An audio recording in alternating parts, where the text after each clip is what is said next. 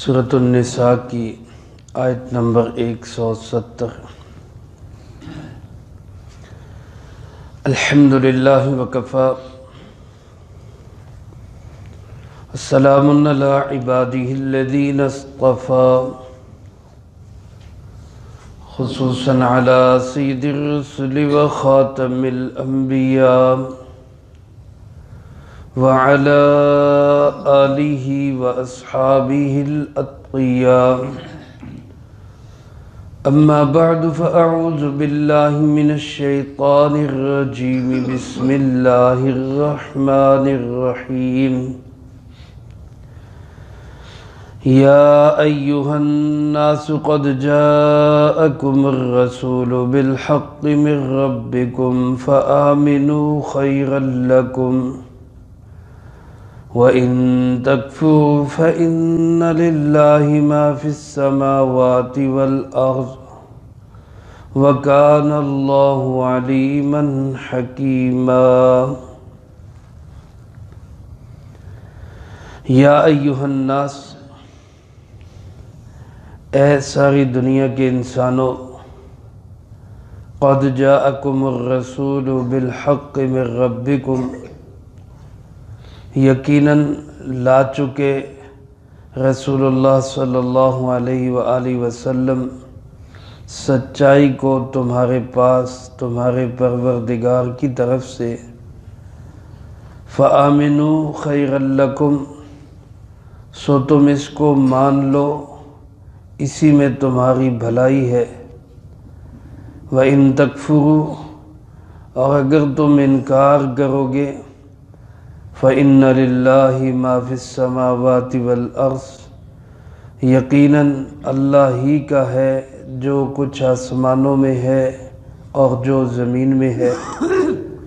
وَكَانَ اللَّهُ عَلِيمًا حَكِيمًا، اور اللہ پاک خوب جاننے والے اور حکمتوں والے ہیں۔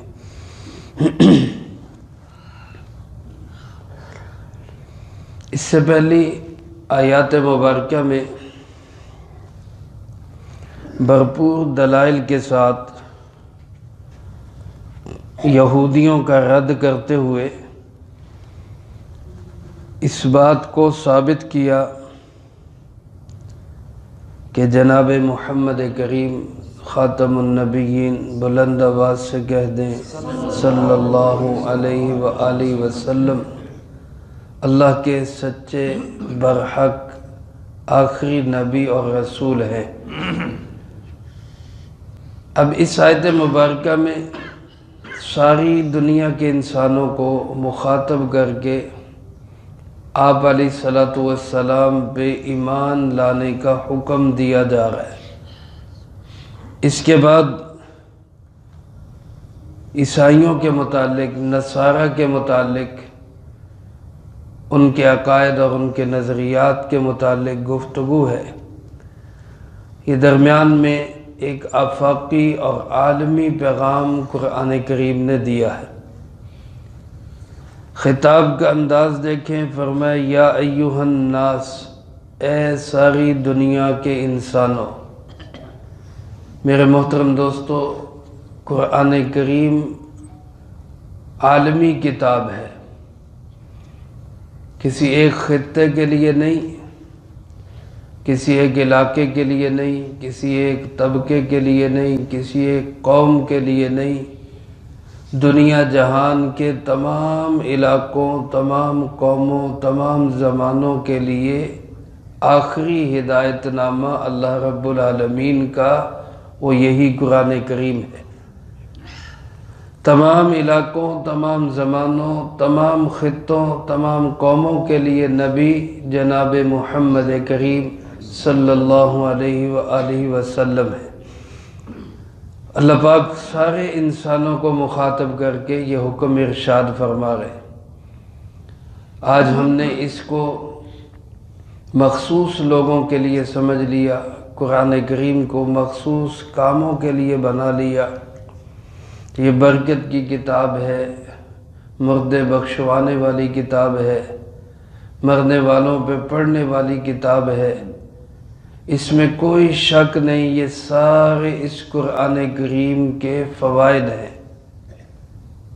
مرنے والوں کو پڑھ کے بخشا جائے ایصال ثواب ہوتا ہے، جو مرنے والا ہو، قریب ہو موت کے، اس پہ پڑھا جائے جان کنی میں آسانی ہوتی ہے۔ بیماریوں میں اس کو شفا قرار دیا گیا ہے، کوئی شک نہیں ہے، لیکن یہ اس قرآن کریم کا مقصد نہیں ہے۔ مقصد کیا ہے؟ مقصد یہ ہے کہ یہ ایک راہ ہدایت ہے، اس سے ہدایت حاصل کرو کہ عقیدہ اور نظریہ کیسا ہونا چاہیے، اس سے ہدایت حاصل کرو کہ عبادات کیسی ہونی چاہیے، اس سے ہدایت حاصل کرو کہ معاملات، معاشرت، معیشت، نظام حکومت و عدالت کیسا ہونا چاہیے۔ اس قرآن کریم سے ہدایت حاصل کرو کہ تمہارے اخلاقیات، رہن سہن، گھر کی زندگی، بیوی بچوں سے معاملات، بہن بھائیوں سے تعلقات، والدین کی خدمت کس انداز سے ہونی چاہیے۔ قرآن کریم ان ساری ہدایات کی رہنمائی کرتا ہے۔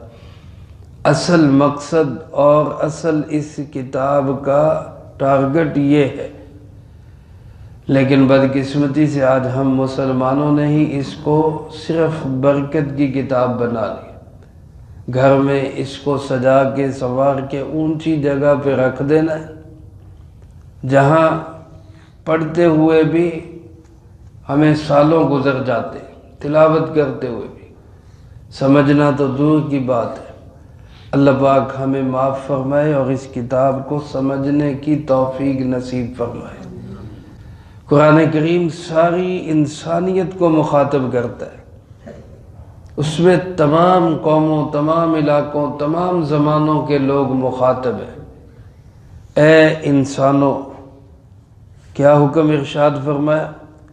فرمایا قد جاءکم الرسول، یقیناً یہ رسول عظیم، یہ نبی آخر الزمان، امام الانبیاء، سید الانبیاء، خاتم الانبیاء، جناب محمد مصطفیٰ صلی اللہ علیہ وآلہ وسلم تمہارے پاس حق لے کر تشریف لا چکے ہیں، حق لا چکے ہیں تمہارے پاس۔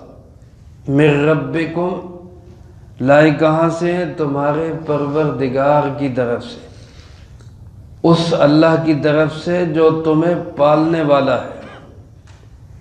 تو اس پالنے والے نے یہ حق اور یہ سچائی اور یہ صداقت کا پیغام تمہاری طرف بھیجا ہے اپنے نبی آخر الزمان حضرت محمد صلی اللہ علیہ وسلم کے ذریعے۔ اب تمہارا کام کیا ہے؟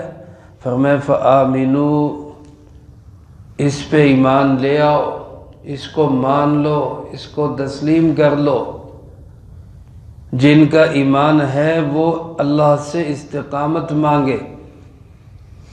الحمدللہ ہم سب کا ایمان ہے کہ جناب محمد کریم صلی اللہ علیہ وسلم اللہ کے سچے اور آخری نبی ہے ایمان یا نہیں ہے؟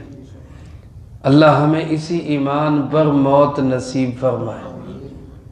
اس ایمان کو برقرار رکھنا اور اس کو بڑھاتے رہنا یہ بھی ضروری ہے۔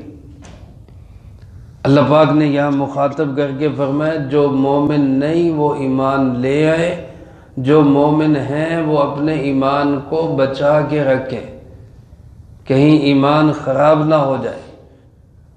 فآمنوا، ایمان لے آؤ، مان لو، تسلیم کر لو، تسلیم پہ ہی زندگی گزار دو، خیر لکم، اسی میں تمہاری بھلائی ہے، اسی میں تمہارا فائدہ ہے۔ یہ ہمارے فائدے کے لیے اللہ پاک نے بتایا۔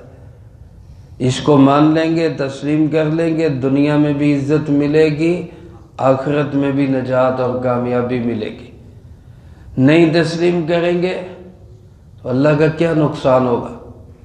ساری دنیا کے انسان مل کر بھی انکار کر دیں تو بتاؤ اللہ کا کوئی نقصان ہو سکتا ہے؟ نبی کریم صلی اللہ علیہ وسلم کی شان میں کوئی کمی آ جائے گی؟ تمہارا بھلا ہے، آمنو خیر لکم، ایمان لے آؤ، تمہاری اس میں بھلائی ہے، تمہارا فائدہ اس کے اندر۔ وَإِن تَكْفُرُوا، اور اگر تم کفر پہ اڑے رہو گے، کفر ہی کرتے رہو گے، انکار کی ہر جگہ پر یہی ڈنڈورا پیٹو گے، تو یاد رکھو اللہ کی شان میں، اللہ کی بادشاہت میں، اللہ کے اقتدار میں ذرہ سی بھی کمی نہیں کر سکتے۔ کیوں کہ آسمان و زمین میں جو کچھ ہے اس کا تنے تنہا بلا شرکت غیر مالک حقیقی صرف کون؟ اللہ رب العالمین۔ فَإِنَّ لِلَّهِ، لام ملکیت کے لیے، اللہ ہی مالک ہے ہر اس چیز کا جو آسمانوں میں ہے اور ہر اس چیز کا جو زمین میں ہے۔ پوری کائنات کا مالک حقیقی صرف کون ہے؟ اللہ۔ آسمانوں کا مالک بھی کون ہے؟ ساری زمینوں کا مالک بھی کون ہے؟ سارے دریاؤں، سمندروں، پہاڑوں کا مالک بھی اللہ۔ سورج، چاند، ستاروں کا مالک بھی اللہ۔ زمین اور آسمان کی تمام چیزوں کا مالک کون ہے؟ اللہ۔ سارے مان لو گے تمہارا فائدہ ہوگا، سارے انکار کرو گے اللہ کا کچھ بھی نقصان نہیں ہے۔ تمہاری بھلائی کے لیے تمہیں یہ کہا جا رہا ہے کہ اللہ کو مان لو، اللہ کے محبوب صلی اللہ علیہ وسلم کو مان لو۔ فرمایا وَكَانَ اللَّهُ عَلِيمًا حَكِيمًا، اللہ رب العالمین سب کچھ جاننے والے بھی ہیں، جو مانتے ہیں جو نہیں مانتے، سب کا علم کس کو ہے؟ اللہ رب العالمین۔ ہم دنیا میں تو انسانوں کی تعداد میں جان نہیں سکتے کون مخلص ہے، کون منافق ہے، کون وفادار ہے، کون غدار ہے، کون اپنا ہے، کون پرایا ہے، کوئی پتہ نہیں چلتا، لیکن اللہ سب کو جانتے ہیں۔ ماننے والا کون ہے، انکار کرنے والا کون ہے؟ تو سوال ذہن میں آئے گا جب اللہ کو سب معلوم ہے تو اللہ ان کو پکڑتے کیوں نہیں؟ اللہ پاک ان کو کسی عذاب میں مبتلا کیوں نہیں کرتے؟ اللہ رب العالمین نام ماننے والوں کو سزا کیوں نہیں دیتے؟ تو فرمایا وہ علیم بھی ہے، حکیمہ، اور وہ کیا ہے؟ حکیم بھی ہے۔ اس کے ہر فعل کے اندر حکمت ہے۔ اگر وہ فوری طور پہ سزا نہیں دے رہا تو اس میں بھی بڑی حکمتیں ہیں۔ قادر ہے، جانتا بھی ہے، جو چاہے کر سکتا ہے، بے بس اور مجبور لاچار نہیں ہے، کسی سے خوف زدہ اور ڈرتا نہیں ہے، کسی ہڑتال، کسی احتجاج کا اللہ کو کوئی خوف نہیں ہے۔ اگر وہ مجرموں کو، نافرمانوں کو، نہ ماننے والوں کو سزا نہیں دے رہا تو اس میں بھی اللہ کی حکمتیں ہیں، کیونکہ وہ علیم بھی ہے، وہ حکیم بھی ہے۔ تو ساری دنیا کے تمام انسانوں کو یہ مخاطب کر کے اللہ پاک نے فرمایا ایمان والو تم بھی اپنے ایمان کو بچاؤ، یہودیوں، عیسائیوں، ہندوؤں، سکھوں، مجوسیوں، کافروں، ساری دنیا کے انسانوں، اللہ کا پیغام سنو، اللہ کے آخری نبی جناب محمد کریم صلی اللہ علیہ وسلم پہ ایمان لے آؤ، اسی میں تمہاری بھلائی، اسی میں تمہاری نجات، اسی میں تمہاری عزت ہے۔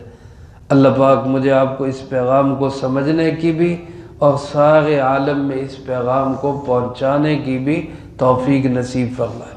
میں آپ سب نیت کریں انشاءاللہ اللہ کا یہ پیغام ہم ساری دنیا کے انسانوں تک پہنچائیں گے انشاءاللہ۔ اللہ پاک ہم سب کو اس کے لیے قبول فرمائے، جو کہا سنا اس کو زندگی میں لا کے دوسروں تک پہنچانے کی توفیق عطا فرمائے۔ اللہم انت السلام ومنک السلام، تبارک ربنا وتعالیت یا ذا الجلال والاکرام۔ اللہم اعنا علی ذکرک وشکرک وحسن عبادتک۔ اللہم احسن عاقبتنا فی الامور کلہا وأجرنا من خزي الدنيا وعذاب الآخرة۔ اللهم باقية كباقية الوليد، اللهم استر عوراتنا وآمن روعاتنا، اللهم إنا نجعلك في نحورهم ونعوذ بك من شرورهم. اللهم اكفنا بحلالك عن حرامك وأغننا بفضلك عمن سواك. اللهم اكفنا كل مهم من حيث شئت ومن أين شئت. رب اغفر وارحم وأنت خير الراحمين. رب ارحمهما كما ربياني صغيرا. اللهم ربنا هب لنا من أزواجنا وذرياتنا قرة أعين واجعلنا للمتقين إماما. اللهم طهر قلوبنا من النفاق وأعمالنا من الرياء وألسنتنا من الكذب وعيوننا من الخيانة فإنك تعلم خائنة الأعين وما تخفي الصدور. اللهم إنا نسألك الصحة والعفة والأمانة وحسن الخلق والرضا بالقدر. اللهم ربنا تقبل منا إنك أنت السميع العليم وتب علينا إنك أنت التواب الرحيم. صلى الله على النبي